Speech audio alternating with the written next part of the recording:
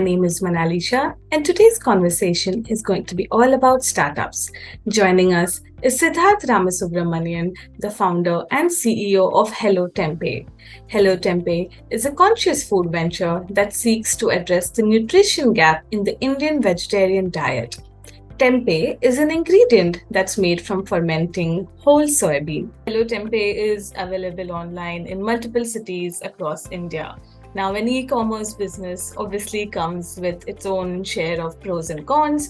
What are the top 3 challenges you would say in setting up an online store, and how did you go about overcoming them? If you could break it down into 3 points.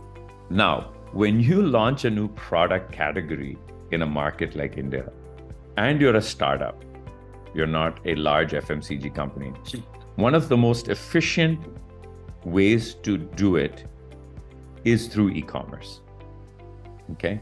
And the reason one of the most efficient ways to do it through e-commerce, especially through your own site, is you begin to get information from the consumer directly.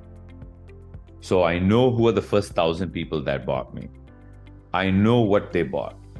I have their phone number. I can call them and ask them what the experience was around using my new product that they've never heard about before and nobody in India has used before. So what that gives you is the next layer of learning. If you don't sell through your own website in the beginning, it becomes very difficult to get that consumer feedback real time. So if one consumer said, "Bhai, aapka peri peri bahut acha hai, lekin thoda spicy hai," and if I heard that from a few people, we said, "Hey, maybe we need to look at the spice levels in a particular marinade," right? Maybe our recipe instructions are not as easy as we thought it was. Information that we would have never got if we didn't have access to that consumer. And consumers are more than happy to talk to you if you call them with the real intent to improve your product. They're really happy to talk to you. So I think launching via e-commerce, specifically your own website, is very critical in order for you to garner your sort of own particular type of feedback that you need in order to scale and grow to the next level. So that was a no-brainer for us. The second part is that marketing today, it's nothing new that I'm saying, the channels are constantly going through change. So Facebook, Instagram, YouTube, especially Instagram, is constantly changing in terms of how you market, how you use the channel. And it is one of the most efficient ways still, despite not being always easy, it is one of the most efficient ways to educate people about a new category. So for me, it was never about, boss, there is protein bar A, protein bar B, protein bar C. I'm protein bar D, and here's why you should like me. For us, it was about telling people, are you missing protein in your life as a vegetarian? Do you want to learn about a new food? Tempeh, here's what it is. Hey, have you heard about tempeh? Here's what you can make with it. Hey, you've heard about tempeh. Here's how you cook with it. Hey, why is protein in tempeh so good? So for us, the electronic mediums are one of the best mediums to educate and to inform and to excite people. And if you can direct them to your website for that first time purchase, then you're able to close the loop on getting feedback from them. I think this loop of educating and getting feedback is extremely critical for a new category like ours. And sorry for the long answer, but I think the key 3 or 1 or 2 or 3 things that are important is that you got to stay committed to it. It's very easy to sort of say, oh, it didn't work or it worked. But if you truly believe there is demand and your product is well positioned to take care of that demand, you're going to make some mistakes in content along the way. You're going to have a month or 2 where you spent and didn't see the return, but you got to constantly keep tweaking it. You got to constantly keep filtering it and adjusting the message and seeing if the consumer is responding.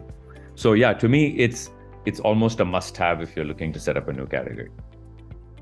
Right. And when it comes to distribution, what does your distribution model look like? And what would be your advice to other founders on the same thing?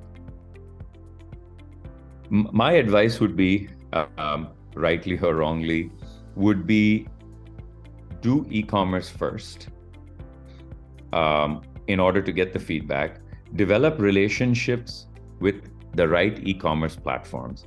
So for us, we partnered with Amazon and Big Basket day one because there are grocery platforms. People who buy paneer also would like to try something new.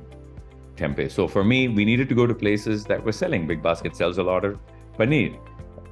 Amazon sells a lot of paneer. So we needed to align ourselves with where our customers were going to shop, right?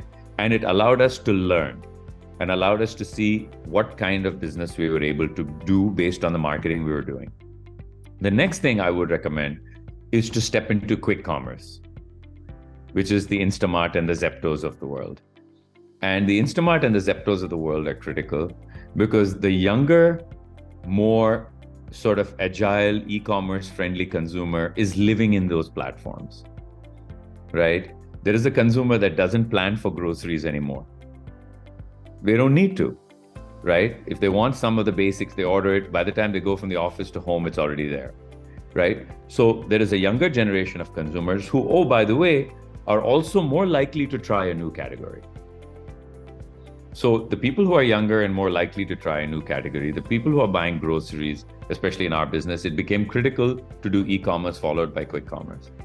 Then what I would do is, without wasting a lot of time, I would do a pilot trial with select retail. And the reason I would do that is because you have now, say, 6 months worth of data at least, to be able to go and sit with a retailer and say, hey, here's how we have performed. Here's what the customers are saying. Here's why this should be exciting you. And retailers always want to hear that our business is new business. We're not stealing paneer business. We're not stealing other business. Consumers are buying this in addition to everything they were already buying.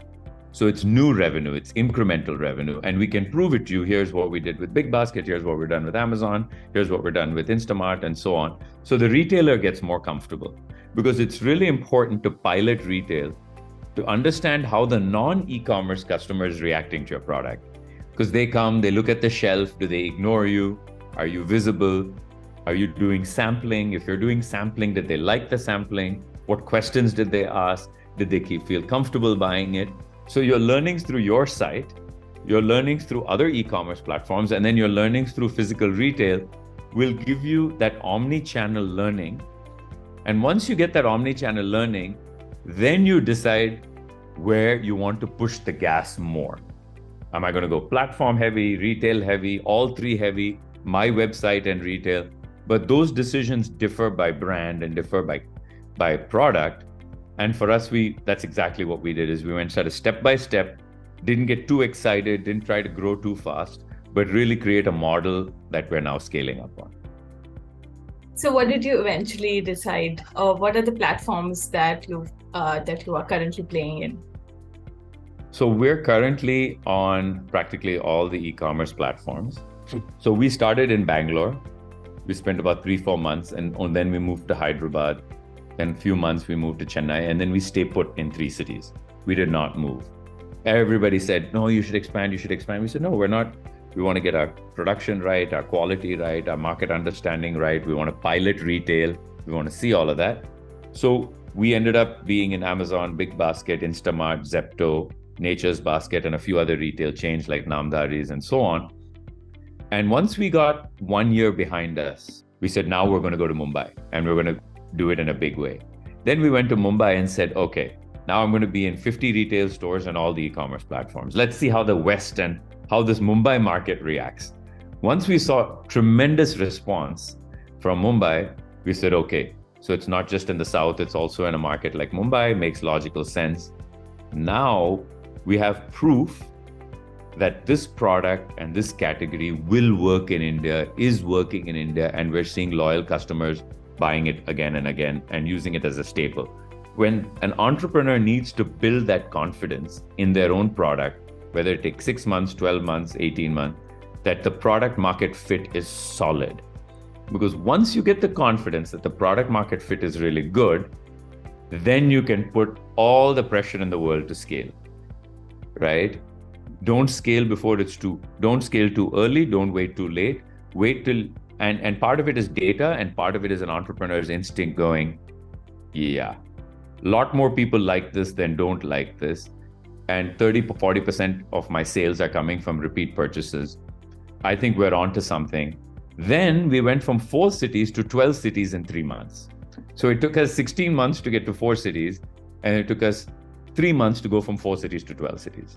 That's the exponential growth that you need to start seeing once you have a little bit more confidence. And now we're in about 250 retail stores. We're in e-commerce across 12 cities.